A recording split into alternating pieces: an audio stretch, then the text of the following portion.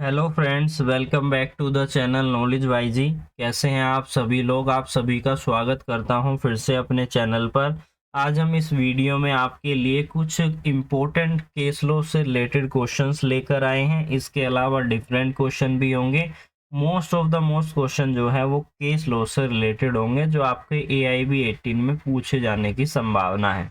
तो स्टार्ट करते हैं वीडियो को। सबसे पहला हमारा क्वेश्चन क्या कह रहा है? In which section of a Hindu Marriage Act 1955 cruelty term is defined. I hope आपको पता होगा क्रुएलिटी का मतलब क्या होता है, डिवोर्स किस सेक्शन के अंदर लिया जाता है। तो यहाँ पर बात की गई है क्रुएलिटी की। तो सबसे पहला ऑप्शन क्या कह रहा है? Section number 13। सेकंड ऑप्शन कह रहा है section number 30 sub section 1। Third option कह रहा है section number 30 sub section 1 close आई। और फोर्थ ऑप्शन कह रहा है सेक्शन नंबर 13 क्लोज 1 IA।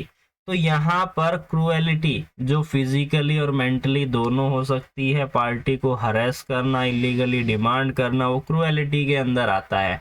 तो यहाँ पर हाईलाइट नहीं हो पाएगा, मैं आपको ऐसे ही बता देता हूँ और आप मेरे एरो के हिसाब से चलते रहना और अपने आंसर को लिखते रहना या केवल सुन भी लेना, ताकि आपको चीजें पता चले एग्जैक्टली इसका सही जवाब क्या है।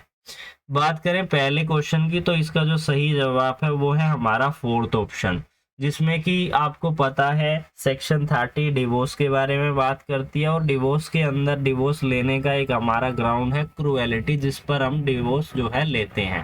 तो इसका जो फोर्थ ऑप्शन है बिल्कुल सही जवाब है। बात करें अगले क्वेश्चन के बारे में। अगला क्वेश्चन क्या कह रहा है कि which of the following case is related to irreversible breakdown of marriage. I hope आपने सुना होगा IRB के बारे में, IRB irreversible breakdown of marriage के बारे में। तो इन सभी में से कौन सा केस है जो बात करता है इररिवर्सिबल ब्रेकडाउन ऑफ मैरिज के बारे में? पहला केस है हमारा Shilpa Shailesh versus Varun Srinivasan. Second case है Amit Kumar versus Suman Beniwal. Third case है भगवती पीताम्बर बोरसे वर्सेस आयुषा बाई भगवती बोरसे। और फोर्थ ऑप्शन है हमारा ये सभी केस। तो ये सभी केस रिलेटेड है हमारे किस चीज से? इररिवर्सिबल ब्रेकडाउन ऑफ मैरिज से। इररिवर्सिबल ब्रेकडाउन ऑफ मैरिज का मतलब होता है कोई भी हस्बैंड एंड वाइफ एक दूसरे के साथ काफी लंबे समय तक नहीं रह रहे हैं, काफी लंबे समय हो गया वो एक दूसरे के साथ नहीं रह रहे हैं, 5 साल 10 साल 20 साल इतना समय जो है उनको हो चुका है। अब यहाँ पर शादी को और आगे चलाना सही नहीं होगा, इसलिए इसे एक ग्राउंड बनाकर जो है डिवोर्स लिया जा सकता है। बात करें अगले क्वेश्चन के बारे में। In which of the following case related to the last scene theory.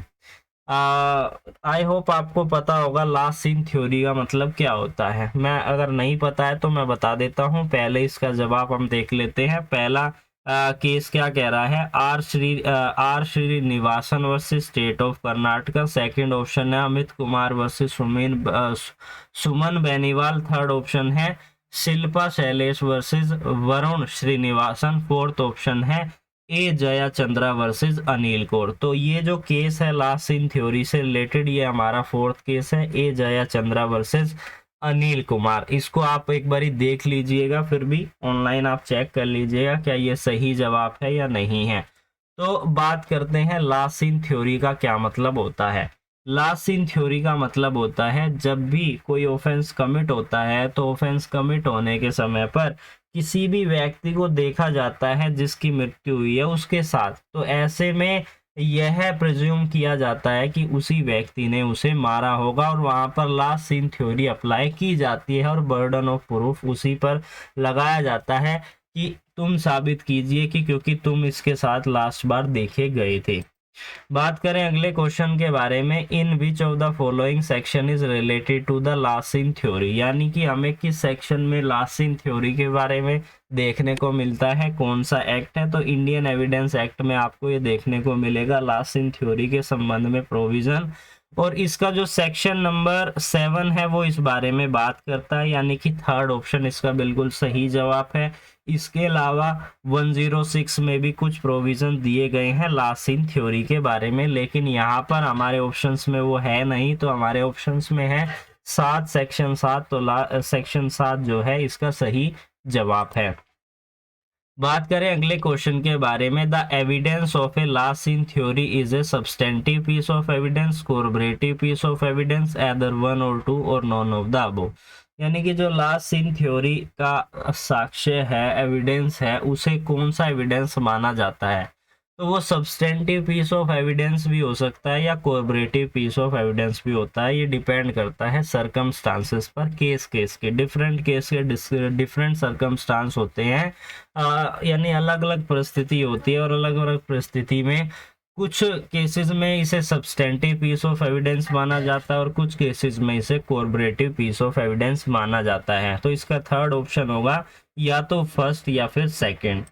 बात करें अगले क्वेश्चन के बारे में, in which of the following case of Supreme Court is related to the nature role of जजेस at the time of trial any case and says that the judge is not a mere recording machine must actively search for the truth in a trial।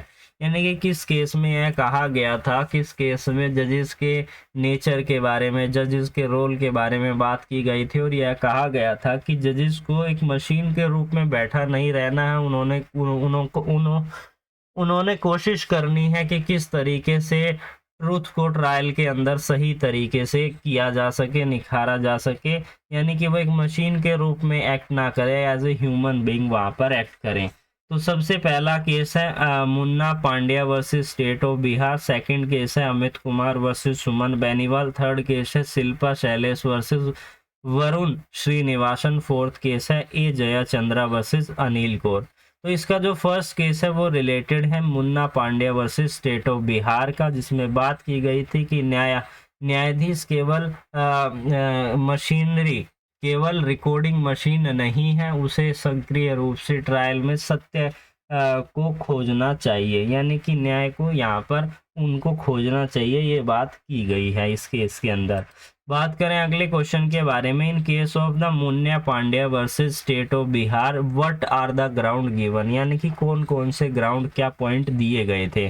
First point क्या कह रहा है, India follow the adversarial system. Second point क्या कह रहा है, legal duty of जजेस to take an active role in proceeding in order to find the truth of administrative justice. Third option कह रहा है the presiding judge must cease to be a spectator and a mere recording machine।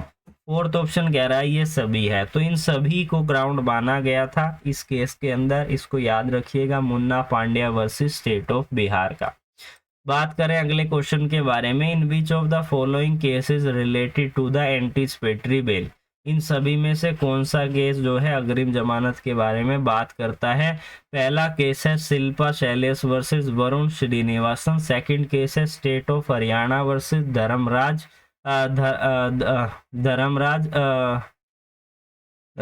Third case है Amit Kumar versus Suman Beniwal, fourth case है A Jayachandra versus Anil Kaur का।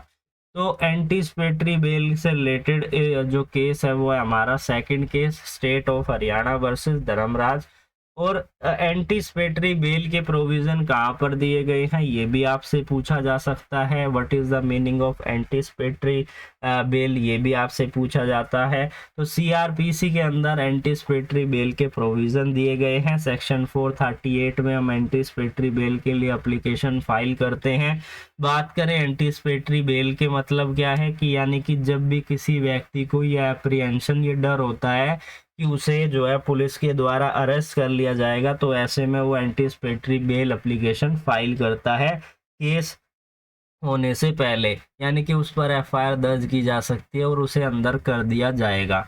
बात करें एक और चीज़ एंटीसिपेटरी बेल के बारे में कि ये आप नॉन बेलेबल ऑफेंस में ले सकते हैं। बेलेबल ऑफेंस में लेने की ज़रूरत नहीं है क्योंकि वो तो ऑलरेडी बेलेबल है, तो इसलिए नॉन बेलेबल ऑफेंस में आप एंटीसिपेटरी बेल के लिए अप्लाई करते हैं। बात करें अगले क्वेश्चन के बारे में, which of the following section of IPC talk about the punishment of routing. यानी कि राउटिंग की पनिशमेंट किस सेक्शन में दी गई है आईपीसी के अंदर। तो पहला ऑप्शन है सेक्शन नंबर 148, सेकंड ऑप्शन है section number 147, third option section number 149, fourth option है सेक्शन नंबर 150। तो सेक्शन नंबर 147 जो है राउटिंग की पनिशमेंट के बारे में बात करता है, यानी दंगे की सजा के बारे में बात करता है। दंगा अगर कोई करता है तो उसकी सजा जो है दी गई है कितने के अंदर, 147 के अंदर। बात करें अगले क्वेश्चन के बारे में, which of the following section deal with the kidnapping and abduction in order to murder, यानी कि किसी को किसी की मृत्यु करनी है तो ऐसे में हत्या करनी है, तो ऐसे में उसने उसको किडनैप कर लिया, तो किडनैप कर लिया तो अब कौन सी सेक्शन उसके ऊपर अप्लाई होगी। पहला ऑप्शन कह रहा है सेक्शन 148, सेकंड ऑप्शन कह रहा है सेक्शन 364, थर्ड ऑप्शन कह रहा है सेक्शन 149 और फोर्थ ऑप्शन कह रहा है सेक्शन 350।